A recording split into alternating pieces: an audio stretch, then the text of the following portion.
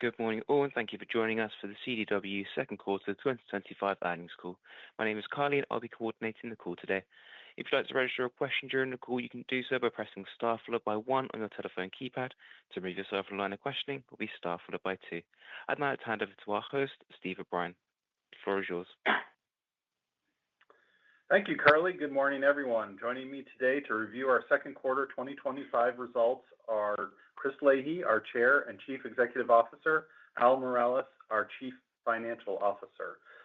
Our earnings release was distributed this morning and is available on our website, investor.cdw.com, along with supplemental slides that you can use to follow along during the call. I'd like to remind you that certain comments made in this presentation are considered forward-looking statements under the Private Securities and Litigation Reform Act of 1995. Those statements are subject to a number of risks and uncertainties that could cause actual results to differ materially. Additional information concerning these risks and uncertainties is contained in the earnings release and Form 8-K we furnished to the SEC today and in the company's other filings with the SEC. CDW assumes no obligation to update the information presented during this webcast. Our presentation also includes certain non-GAAP financial measures, including non-GAAP operating income, non-GAAP operating income margin, non-GAAP net income, and non-GAAP earnings per share. All non-GAAP measures have been reconciled to the most directly comparable GAAP measures in accordance with SEC rules. You'll find reconciliation charts in the slides for today's webcast and in our earnings release and Form 8-K. Please note all references to growth rates or dollar amounts changes in our remarks today are versus the comparable period in 2024, with net sales growth rates described on an average daily basis, unless otherwise indicated. Replay of this webcast will be posted to our website later today. I also want to remind you that this conference call is the property of CDW and may not be recorded or rebroadcast without specific written permission from the company. With that, let me turn the call over to Chris. Thank you, Steve, and good morning, everyone. I'll begin with a high-level overview of our second quarter financial and strategic performance and share some thoughts on the balance of the year. Al will take you through a more detailed look at our results, capital strategy, and priorities, and outlook for 2025. We'll move quickly through our prepared remarks to ensure we have plenty of time for questions. Second quarter results underscore the power of our full-stack, full-lifecycle solutions. In a dynamic and complex environment, the team delivered double-digit top-line growth, even as federal and education markets faced evolving headwinds. As a result, that reflects not only strong execution, but also the strategic advantage of our diversified portfolio of products, services, solutions, and customer end markets. For the quarter, consolidated net sales were $6 billion, up 10% over last year. Gross profit was $1.2 billion, up 5%. Non-GAAP operating income was $520 million, up 2%. Non-GAAP net income per share was $2.60, up 4%. And we delivered adjusted free cash flow of $210 million. The team was focused and determined, staying true to our value proposition and customer-centric approach. Customer focus was similar to the first quarter and remained squarely on must-dos versus wants, with two key priorities. First, client devices, which reflected a baseline replacement cycle amplified by the Windows 10 end-of-life transition and a heightened focus on productivity initiatives. Second, mission-critical infrastructure projects, which were particularly strong across enterprise customers in our corporate channel. The team's success addressing customer priorities delivered gross profit growth of 5%, which exceeded our expectations. Let's take a closer look at how customer priorities and market dynamics shaped performance across our end markets and portfolio in the quarter. As always, there were three main drivers of our results: our balanced portfolio of customer end markets, the breadth of our products, services, and solutions, and relentless execution of our three-part growth strategy. First, our balanced portfolio of diverse customer end markets. We have 5 U.S. sales channels: corporate, small business, healthcare, government, and education. Each channel is $1 billion-plus business annually. Additionally, our UK and Canadian operations together delivered sales of $2.5 billion last year. Our scale allows us to segment our business into customer end markets with dedicated sales professionals, industry experts, and technical resources who deeply understand the unique priorities of each market. When end markets behave differently from each other, the diversity of our customer base serves us well.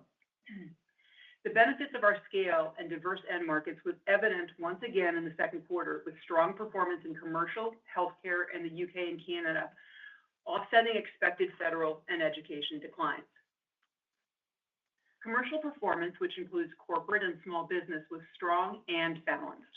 Both teams did an exceptional job pivoting to customer shifting needs and areas of focus, with corporate net sales up 18% and small business up 13%.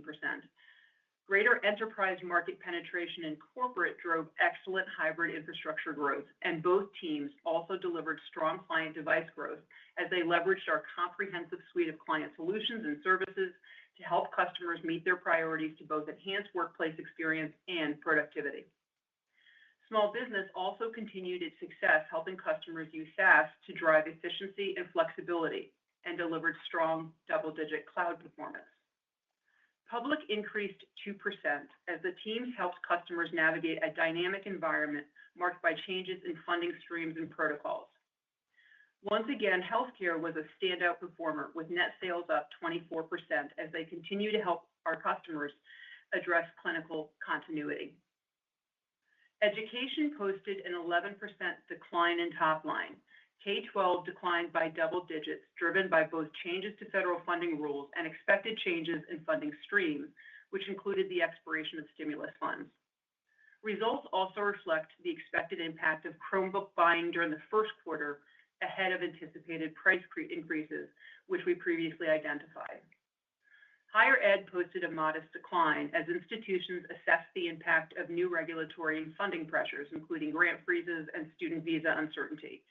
Despite these challenges, projects continue to move ahead, most notably network upgrades vital to student satisfaction.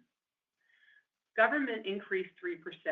Mid-single-digit state and local growth more than offset an expected decline in federal. Many state and local jurisdictions move ahead on critical projects as they closed out their fiscal years and the 2025 budget cycle. Services continues to be a focus area for state and local, up by significant double digits. Federal performance reflected the impact of new administration priorities with mixed performance across the various agencies. Some civilian agencies paused purchases and others moved forward. With the evolving funding mechanisms and shifting rules of engagement, the team worked with customers to help them prioritize spend and best address mission-critical needs, further deepening relationships and capturing opportunities where budget exists. Standout performance was delivered by our UK and Canadian operations, which we report as other. The UK team capitalized on client device demand and captured full-stack opportunities with public sector customers, while our Canada team drove meaningful growth despite tariff-related macroeconomic uncertainty. This exceptional execution by both teams delivered a combined top-line increase of 12% on a reported basis, each up high single digits or better in local currencies. Clearly, second quarter results demonstrate the power of our balanced portfolio of customer end markets. Results this quarter also demonstrate the power of our second driver of performance, the breadth of our full-stack, full-lifecycle offering. The team's ability to address customers' top priorities drove strong performance across software, hardware, and services. Hardware increased 9%, driven by significant increases in infrastructure solutions, notably Netcom, storage, and servers, as well as client devices. Netcom and servers both increased top line by meaningful double digits, while storage increased by high single digits. Client devices increased 12%. ASPs held strong and unit growth was solid. Software increased by 16% with excellent growth across all end markets except K-12. Growth was driven by telephony, application suites, network management, and backup disaster recovery. Cloud spend increased by double digits with growth driven by security, productivity, data storage and recovery, and collaboration. Services had another excellent quarter, up 8% in total, with CDW professional and managed top line up 13%. And that brings us to the final performance driver for this quarter, the impact of our customer-driven strategic investments, which for the past 6 years have been focused on expanding the breadth of our services capabilities. capabilities that are integral to delivering full-stack, end-to-end outcomes and are a key point of differentiation in the market. Today, our comprehensive services portfolio spans the full life cycle, from advisory to implementation to orchestration and managed. Services that include cybersecurity readiness, infrastructure planning and execution, strategic IT road mapping, data management, DevOps, and 24/7, 365 managed services for infrastructure, security, cloud, and digital experience. Capabilities critical to our ability to help our customers thrive amid the ever-evolving landscape.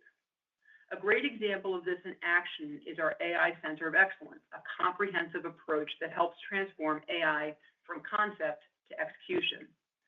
Powered by a multidisciplinary team of data engineers, architects, and analysts, our experts deliver structured workshops to identify use cases, establish governance and security frameworks, and define ROI.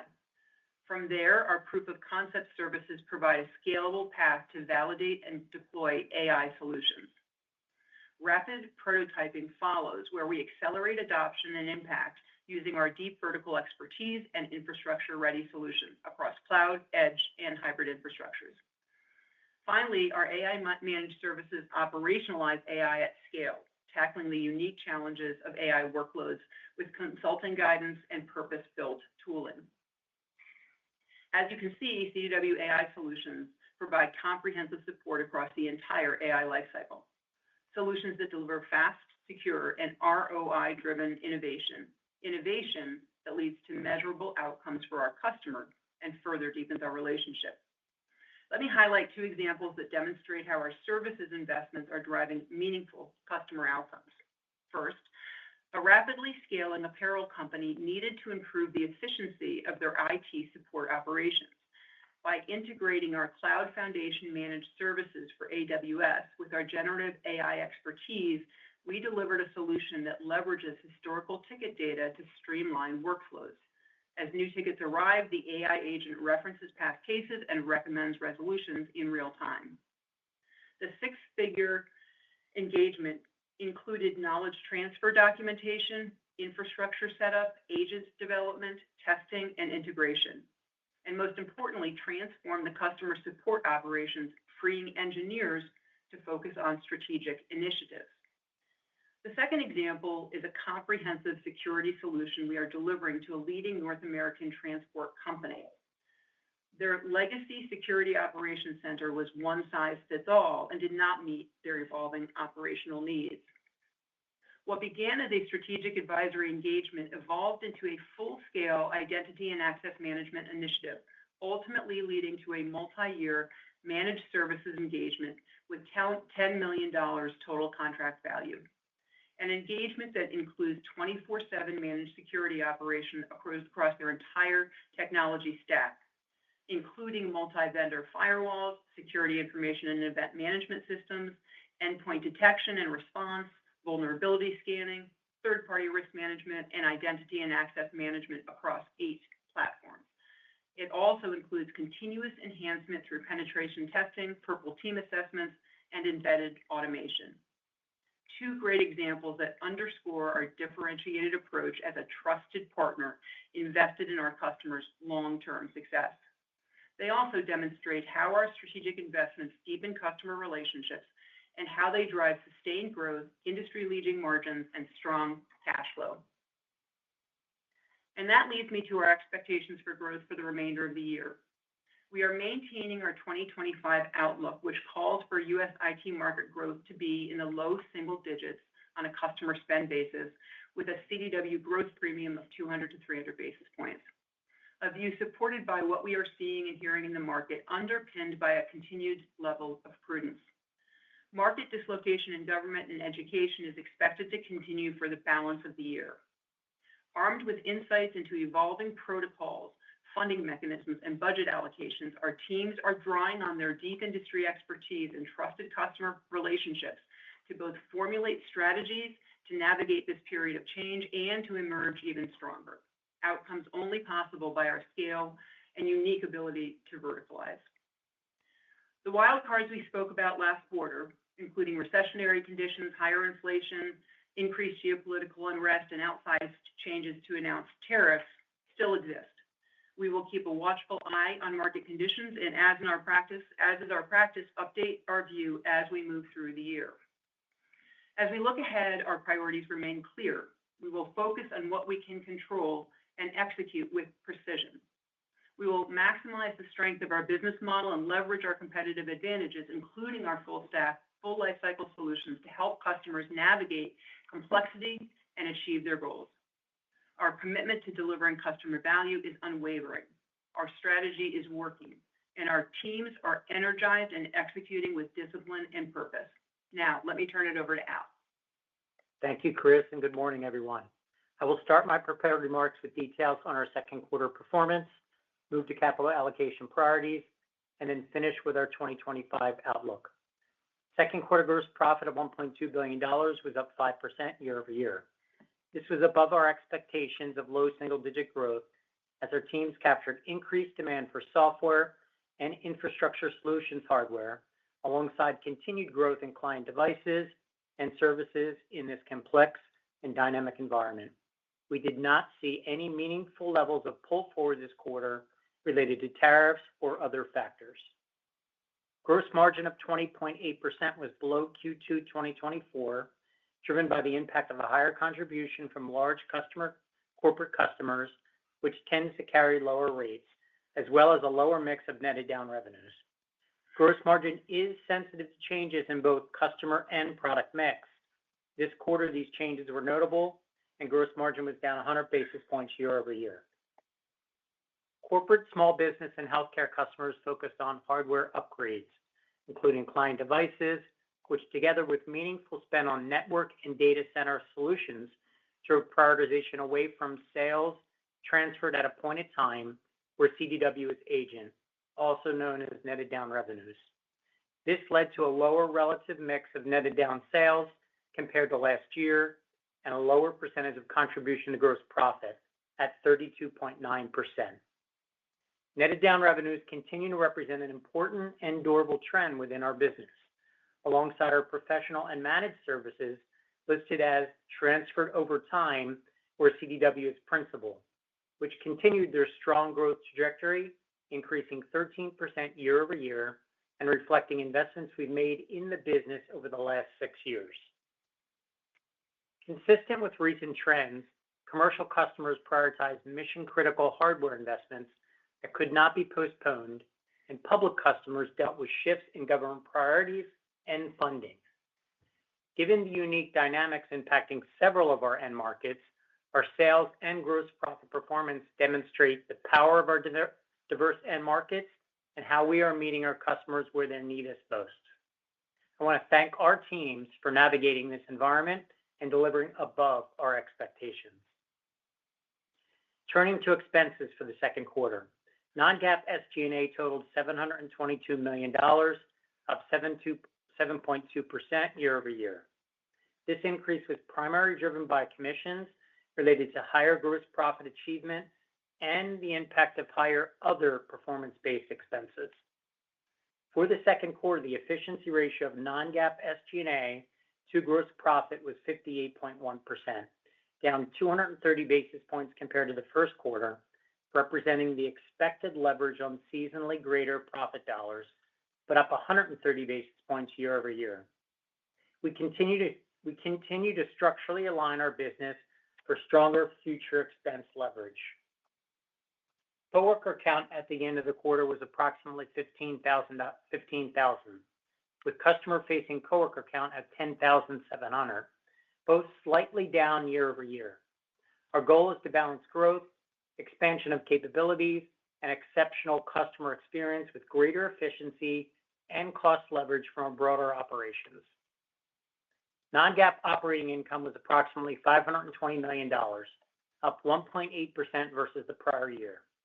Non-GAAP operating income margin of 8.7% was up 20 basis points from the first quarter, but down 70 basis points from the prior year's second quarter level of 9.4%.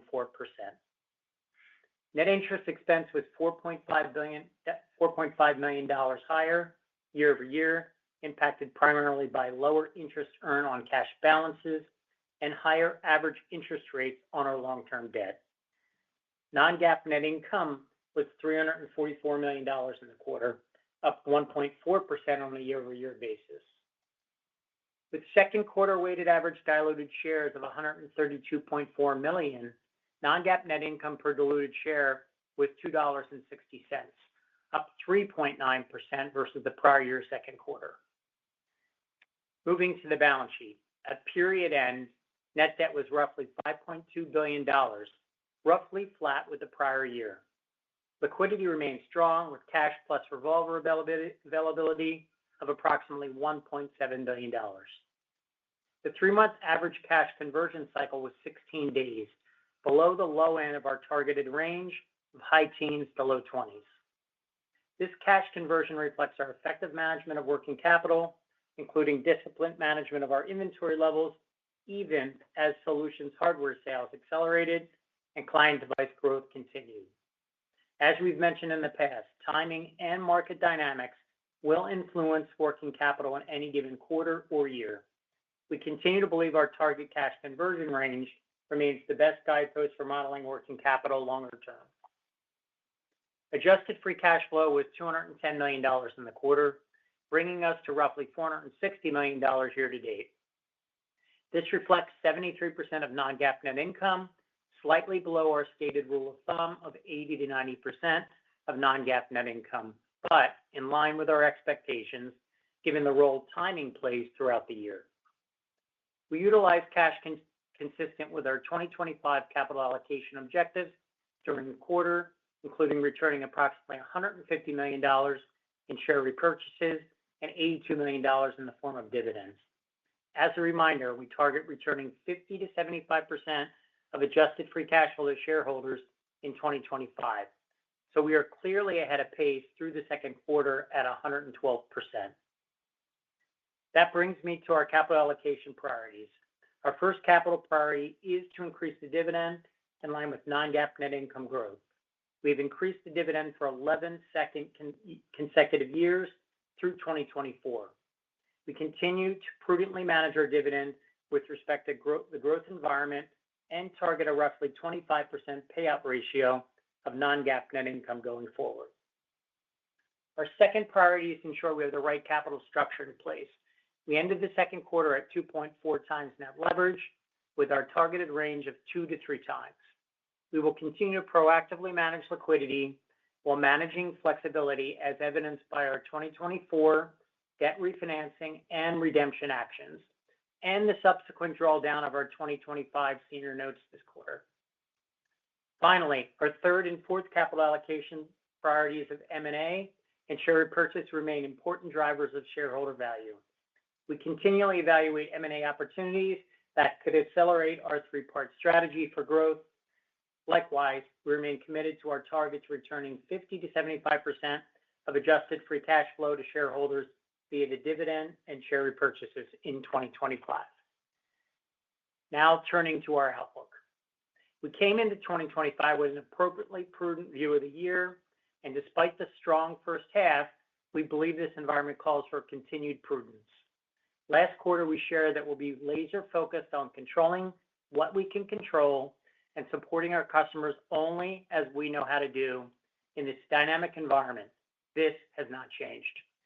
Our outlook assumes continued frictional impacts in the government and education segments and a level of general economic uncertainty and caution, but it does not factor in recessionary conditions, higher inflation, increased geopolitical unrest, and outsized changes to announced tariffs.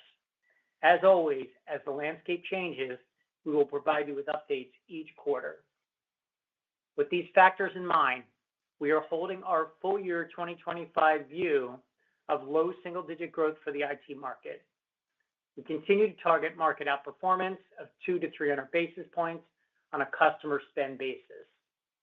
Based on the anticipated mix of products and solutions, we now expect low to mid single-digit gross profit growth for the full year 2025, contemplating our strong first half along with our prudent view on the remainder of the year. We continue to expect second half gross profit contribution to be slightly above the first half, but lower than the historical split of 48% and 52% respectively. and we continue to expect 2025 gross margins to be roughly consistent with 2024 levels and to remain well above rates from 3+ years ago. Finally, we expect our full-year non-GAAP net income per diluted share to grow low single digits year-over-year as we focus on profitable growth, exceptional customer outcomes, and effective execution of our capital allocation priorities. Please remember, we hold ourselves accountable for delivering our financial outlook on a constant currency basis. On that note, we expect currency to be a slight tailwind to reported growth rates for the year. Moving to modeling thoughts for the third quarter, we anticipate gross profit to grow at a low single-digit rate year-over-year and to be flat to slightly above the second quarter level. Moving down the P&L, we expect third quarter operating expenses to increase slightly quarter-over-quarter, align with gross profit, and combine with some investments back into the business. This will result in non-GAAP SG&A as a percentage of gross profit levels to be higher than in the third quarter of 2024, but consistent with Q2 2025 levels. Keep in mind that operating expense levels in 2024, particularly in the second half of 2024, benefited from lower performance-based attainment and thus the reversal of incentive compensation accruals, which will compare unfavorably to 2025. Finally, we expect third quarter non-GAAP net income per diluted share to be flat to modestly up year-over-year and quarter-over-quarter, impacted by the aforementioned factors. That concludes the financial summary. As always, we will provide updated views on the macro environment and our business on future calls. With that, I will ask the operator to open up for questions. We would ask each of you to limit your questions to one with a brief follow-up. Thank you. Thank you very much. We'd like to open lines for Q&A. If you would like to ask a question, please signal pressing star followed by 1 on your telephone keypad now. And if you'd like to remove yourself from the line of questioning, it will be star followed by 2. As a reminder, to raise a question, be star followed by 1. Our first question comes from Erik Woodring from Morgan Stanley. Erik, your line is now open. Great. Good morning, guys. Thank you so much for taking my questions. Chris, I just wanted to maybe go with you first. And you guys have strung together 3 consecutive quarters of nice outperformance versus your stated expectations. You are still telling us, though, that you expect to outperform IT market spend by 200 to 300 basis points. And so is the outperformance we've seen from CDW over the last, let's call it 9 months, really just entirely market-driven? Because otherwise, I'd expect you to gain more than 200 to 300 basis points of share. That was kind of a commonality over the last decade. So maybe can you just help us understand if you are outperforming your expectations by such a degree, why that wouldn't lead to more outperformance versus the market? And then I have a follow-up, please. Thank you. Yeah, sure, Erik. When I look at the performance over the last 3 years, and as we look forward for the rest of this year, we are expecting to outperform the market by a 200 to 300 basis premium. And given where the market seems to be residing, we feel very confident that we've been delivering that over the past several quarters and will for the full year. When you look at customer spend in particular, that's what we compare our growth to in the market. And remember, we're looking at low single-digit growth in the market this year. It would be our take based on a variety of factors. And then, our growth would be 200 to 300 basis points over that. I think this quarter, in fact, actually underscores the degree with which we are delivering a premium to market and, in fact, taking share. Okay, I appreciate that. Thank you, Chris. And then maybe as a follow-up, if we think about your biggest product segments on the hardware side, client devices, netcom, servers, and storage, I think this was the first quarter in a while where we kind of heard unanimously positive commentary across all of those end markets, especially relative to last quarter where I think netcom and storage were declining. Based on your conversations with customers and what you see in your pipeline, can you maybe help us all better understand kind of where we are in the cycle for each of these respective end markets and how that influences your views as we look out again 6 to 18+ months in advance? Thanks so much, guys. Good luck. Thanks, Eric. Yeah, let me zoom out a little bit. I'll just start with an overarching perspective of where we are because obviously the cycles are impacted by the macro environment. So I would say if we think about the hardware cycles, client in particular, we've been seeing a strength in client over the past several quarters. CDW's team has been doing a tremendous job delivering and capturing opportunity given the breadth of client devices and services that we provide. We probably say we're mid-cycle in that refresh. So as you think forward, think about it that way. With regard to the infrastructure hardware, seems to be on an uptick, and that's not unusual vis-a-vis the timing of endpoint devices, networking, and then infrastructure. So again, though, I have to note that it's going to bounce around as it always does based on specific budgets and based on the priorities within end markets. For example, higher ed, which has been feeling some of the impact from the federal funding changes, is still investing heavily in network and campus networking because it is a key differentiator for students who are going there. So it's going to bounce around based on the end market and what their needs are. I'm going to have Al dive into each of the categories a little more specifically. Yeah, thanks, Chris. Eric, just a few things that I note. As you know, and Chris noted, for 6 quarters, we've seen client device growth, and that's been quite positive. And I'd say most of the strength on hardware to date has been in more the transactional front, specifically client. We've been saying for a while, with respect to solutions, it's a matter of when, not if. And while this is a single quarter, I would say somewhat encouraging that we did see a turn on that front for solutions. Now, it's 1 quarter, number one, and two, I would say the comps were negative, so that certainly helps the equation. But I would say there's some indication there that customers are showing resiliency and needing to move forward with some of their refresh initiatives. So again, early days in that, but for this quarter, solutions actually outperform transactions. And so that's somewhat encouraging to us, and we're watching it closely.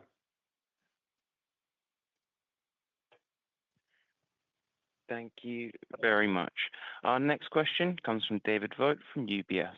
David, your line is now open. Great. Thanks, guys, for taking my question. So maybe, Chris and Al, can you maybe just expand upon sort of the strength that you saw in the quarter? Obviously, corporate was incredibly strong.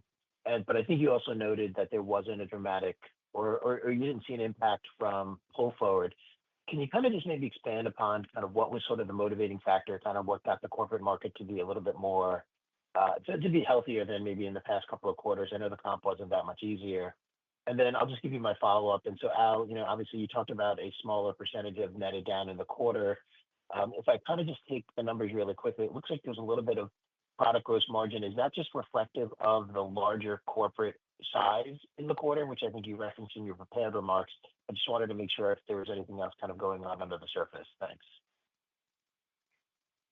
Yeah, thanks, David. In terms of corporate, I'd say it's a couple things. Number one, we know there's been pent-up demand, particularly in the enterprise space, and there are projects that just had to move forward. I think our customers in the corporate space are getting a little more comfortable with the bouncing around that's happening across the macro environment and making investments in those things that they perceive to be mission critical. Underpin that with technology is such an important tool for driving all the goals, missions, strategic imperatives of our customers, that it is a place that customers prioritize investments. At the same time, I just would say they are cautious and being very prudent as we move forward. That's number one. Number two, I'd say that the team's execution has been very spot on in terms of having worked over the last several quarters with our customers. I think I mentioned before that we were doing a lot of design work and sorting through with customers projects to come. That relationship, that work is coming to fruition, and we see it in nice growth this quarter, particularly around large enterprise deals and across the full stack, full life cycle solution. And David, maybe I'll just provide a little bit more granularity with respect to netted down revenues and gross margin. So to Chris's point, we were quite pleased with the level of customer spend that we saw broadly across the business, and I would say the breadth and depth of the end markets. For this quarter, with that larger customer spend, it just so happens that a greater share of the wallet went to solutions and went to clients, and maybe less so from a netted down revenue perspective. Now, a couple things going on there with netted down revenues. One, as I just noted, a bit of kind of dilutive effect there. Number two, I'd say really strong results on SaaS and IaaS, but comps were quite difficult in that space, and therefore they were kind of coming up against those comps.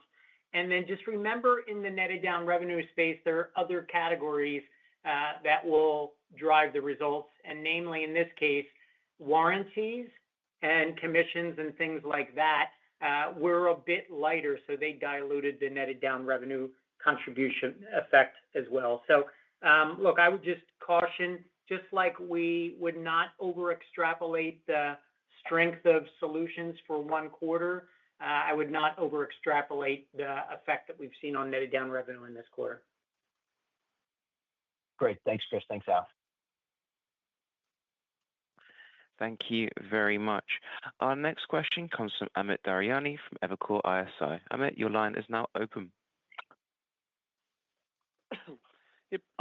Good morning. Thanks for taking my question. I guess maybe to start with, Chris, your guide, I think, sort of assumes that the back half growth rates on a year-over-year basis will decelerate a good bit from the first half trend that you saw. Given some of the commentary you've had, especially in uptick in solutions, can you just talk about why do you think you're seeing this deceleration in growth in the back half of the year? Yeah, Amit, it's really we've looked at education and federal, and we're really we're taking into account what we think is going to be a softer back end and frankly unseasonal. When I think about what's going on with the policy and funding changes and protocols, our customers are just taking a step back. They're taking a step back to understand and move through these changes and use the budget they can, but also understand where they're going to come out on the other side of this. And the good news is, CDW is right in the middle helping them do that. So we're just being we're being clear-eyed in terms of what the next several quarters are going to bring. We're confident that once there's more clarity and the money is flowing, that we'll be able to help our customers use it and deliver efficient and effective technology. But it really is driven by that. With regard to the other segments, we are still taking a cautious tone. Excuse me, as Al mentioned, we're being prudent because our customers are being prudent, and we don't want to get ahead of our skis. We want to really just take it as it comes, and we'll see what happens in Q3. But that's the reason you see a little bit more softness in the back half of the year. Got it. Perfect. And then, Al, maybe just a quick question for you. Free cash flow conversion in June was somewhat subdued, I think at 61%. Can you just touch on kind of what's happening there? And then really longer term on a free cash flow basis, what do you think we need to see for CDW to get back to that double-digit free cash flow cadence we used to have? Thank you. Sure, Amit. Nothing too extraordinary there in the working capital front.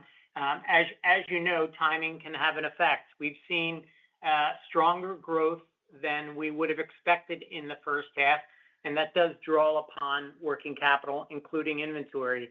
We are super disciplined about how we use our inventory and making sure we're getting the right returns, but you're going to have some timing effect. So through the first half, we're in the 73% range relative to non-GAAP net income. And I would expect, Amit, that for the full year, that will play out right within our range of 89-90%. So pure timing. I would call the second quarter solid, but we'd expect that the second half would be even stronger.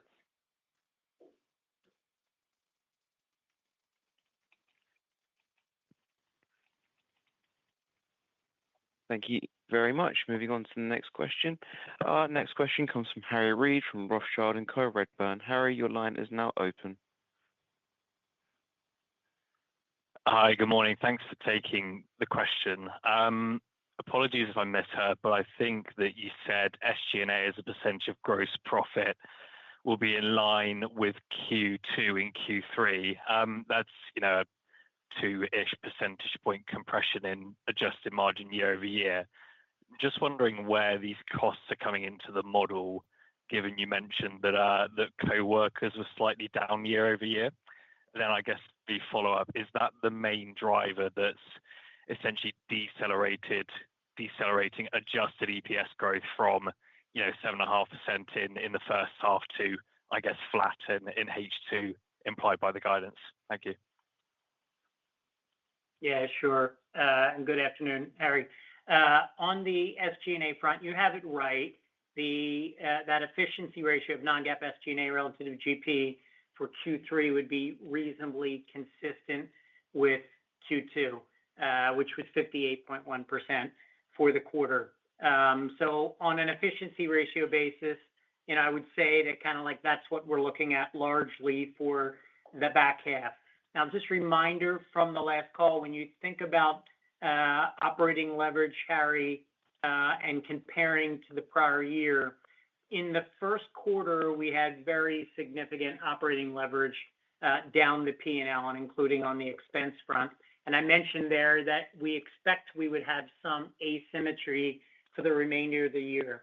The most notable component of that, Harry, is that in comparing to 2024, right, where our results were softer and decelerated through the year, we had pretty significant drawdowns of our incentive compensation accruals.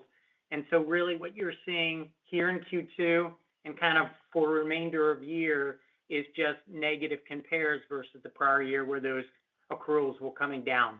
The only other factor, Harry, that maybe I would point out is, look, we've done, I think, a really nice job being disciplined about our spending. But the reality is over a number of quarters, our gross profit growth has been a bit lighter than we would have hoped.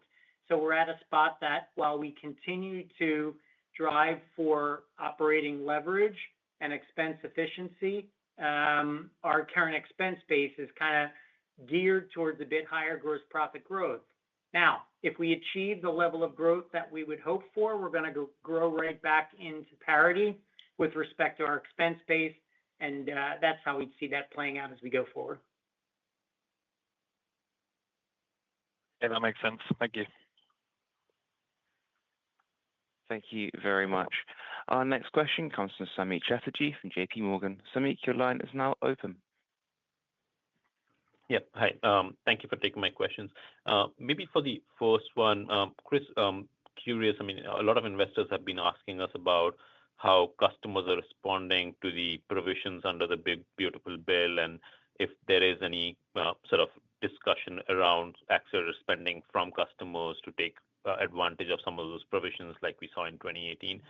Any discussions with customers on that front? Any insights you can share about how customers are even looking at sort of those provisions or reacting to it? And then I have a follow-up. Yeah, sure, Samik. I think there are really two buckets when I think about commercial customers, those who will potentially benefit from the changes in CapEx. And so we are having conversations about that. That's a tailwind in some ways. And then I'd say on the state and local and federal side, it's, what are they potentially going to be defunded in and where are they going to receive funding? So when I think state and local, for example, we view some of the funding as shifting from fed to state, and state organizations are going to have to pick that up. But then you've got specific federal agencies that are very much the beneficiary, and we're focused on those. So it's really on the commercial side, what are the things that benefit the company?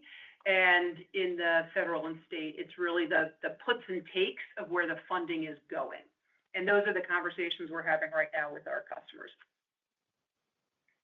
Got it. Got it. And for my follow-up, maybe this is more for Al. I'm more curious about the guide, what's implied for 4Q earnings, because with the first half and your guide for the third quarter, it looks pretty conservative for 4Q earnings and looks like unless you're down year over year on earnings for 4Q, stuff to get to a low single-digit growth for the full year. Anything to call out there in terms of what impacts 4Q seasonality or what's driving the conservatism on the implied 4Q earnings guide? Thank you. Yeah, sure, Samik. I wouldn't point out anything very particular. I would say both Q3 and Q4, we have a level of conservatism baked in. The most notable components, as Chris suggested, are more in the federal and the education space. The only thing maybe I would add otherwise is, as you know, corporate can be stronger in Q4, kind of with the year-end push. And, there we are being more modest than what we've seen in the first half. So that may have some effect on Q4 seasonality, but I wouldn't call anything else out as remarkable. Okay, great. Thank you. Thanks for taking my questions. Thank you very much. Our next question comes from Asiya Merchant from Citigroup. Asiya, your line is now open. Great. Thank you for taking my questions. Good morning. On the decrease in gross profit margins, I know that's been happening for a few quarters now. I think you called out data storage, servers, netcom products. Can you just help us explain, is it a function of pricing that you're not being able to, is the competitive environment where you're not able to pass through pricing? And, where does that kind of bottom out in terms of gross margins on those products? Thank you. Yeah, good morning, Asiya. So a couple things that I point out, I'll start with quarter over quarter. So I think it is notable to indicate that quarter over quarter, when you exclude or isolate the effect of netted down revenues, that non-netted down margin was actually up 10 basis points quarter over quarter. So that's been a metric we've been tracking, Asiya, and that was flat to slightly up. So I'd say somewhat reassuring in that regard after several quarters where that non-netted down margin had trailed off. On the year over year, the comparison is a little bit different. Number one, definitely impacted by the dilution of netted down revenues, and I spoke to that, but that does have a factor. Let's remind ourselves that netted down revenues come at 100% gross margin. So any dilution or drop off of that category will have a pretty profound impact on our gross margin. And then the other factor year over year was with our strong solutions, we saw a significant mix in from enterprise customers and some pretty big deals. And very commonly in those cases, they will come at a bit lower margins. And so that had some effect on our gross margin on a year-over-year basis. Again, I would just say caution against over extrapolating. While we're pleased with the spend we saw in solutions, and certainly that enterprise customers showing up as more resilient, we're not overreacting to the margin effect at this point. And if I look at that same metric, if I look at it for the guide for the remainder of the year, should I be expecting those levels to be consistent or tick down for fiscal 25 relative to fiscal 24, just given the performance year on year for the first half? No, we are not presuming that you're going to see continued degradation. Our guide for gross margins for the full year is still reasonably similar to 2024 levels. Okay, thank you. Thank you very much. Our next question comes from Ruplu Bhattacharya from Bank of America. Ruplu, your line is now open. Hi, thanks for taking my questions. The first one for Chris. You had strong growth in client devices, and Chris, you talked about refresh. Are customers taking this opportunity to upgrade their devices? So on the client side, are they upgrading to things like AI PCs? And are you seeing any AI-driven demand on the data center side in terms of servers? So just an overall, your thoughts on how AI is impacting your revenues? And I have a follow-up. Yeah, sure. On the PC side, I would say that the refresh discussion and the Win 10 expiration continues to be the key driver. Conversations and purchasing of AI PCs is picking up, but I think I'd say we're middle innings of the client device refresh, and we're kind of early innings of the AI PC uptick. On the infrastructure side, yes, those conversations are in every discussion we have about infrastructure generally, and we're seeing some good headway there. Regarding AI, I think you just asked a general question on AI. I tell you that customers across the board right now feel like they are moving from experimentation to a higher degree of importance and urgency around AI and the impact it can have from client devices all the way into the infrastructure. So we are seeing those conversations pick up quite a bit. We feel very well positioned to help our customers in those conversations across the full stack. As we've said before, AI is embedded in every layer of the stack, and our full stack approach allows us to have those conversations and help customers design for appropriate AI uses in the future. The other thing is every part of the life cycle that customers are interested in, whether it is generative AI, whether it's agentic AI, whether it is prescriptive or predictive AI, we have consulting services that support our customers there. So the team has been incredibly involved in customer conversations, soup to nuts, about what does AI mean. Let's unpack it. So we're feeling positive. We are seeing an impact on revenue on the hardware side, just picking up, but really it's at the front end with the consulting, and it's starting to pick up in our managed services area. I just think we're at an inflection point with customers around AI, and it's becoming much more part of the conversation, which excites us. Okay, thanks for the details there, Chris. For my follow-up, if I can ask you, in this environment, do you see scope for M&A? Yep. And if so, which areas would you focus on? I think you said your services business is growing strong, so would that be an area, or in terms of cloud, or any thoughts you can give on the size, or any potential thoughts you have in terms of scope or end markets or products? Thank you so much. I appreciate all the details. Yeah, no, sure, Ruplu. It's our standard approach is still holds in that we look to grow the capabilities in areas that are high relevance, high growth, high margin for our customers. We look at services-led capabilities in particular. We look at industry vertical capabilities. So, you think across the board of technologies, AI, cloud, security, managed, those are all good buckets to think about. When you think about the types of things that would help us propel our growth, services is at the top of the list. And I'm sure you've noticed we've just hired a new executive chief services and solutions officer. We're quite excited about. We consider services to be a main growth engine of the business. And so you can imagine that we're focused on aggressively investing behind that area. So that's how I think about it. It's broad-based. It's things that drive relevance, things that drive growth, and things that fuel our full stack, full life cycle positioning in the business. Okay, thank you for all the details. Thank you very much. Our next question comes from Keith Housum from Northcoast Research. Keith, your line is now open. Great. Good morning, guys, and I appreciate it. Hey, there's commentary regarding large deals so I would assume the large deals are performing better than like the run rate or the SMB business. Is this a trend that we see kind of developing through the rest of the year, that more of the spending is going to be coming from the large companies? Yeah, good morning, Keith. This is Al. I would not anticipate that that's going to be outsized, right?